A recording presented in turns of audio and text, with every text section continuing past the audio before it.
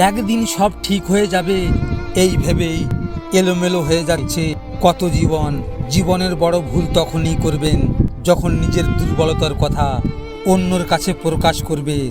আনন্দিত তারাই হবে যারা প্রতিদিন জীবনটা উপভোগ করে। অভিযোগ তো তারাই করবে যাদের ভালোবাসায় বিচ্ছেদ ঘটে। অপমান জিনিসটা পলিথিনের মতো মাটির নিচে চাপা পড়ে যায় কিন্তু পচে না। যাকে তুমি সবচাইতে বেশি ভালোবাসবে সে তোমার স্মৃতি হয়ে থাকবে, সাথী হয়ে নয়।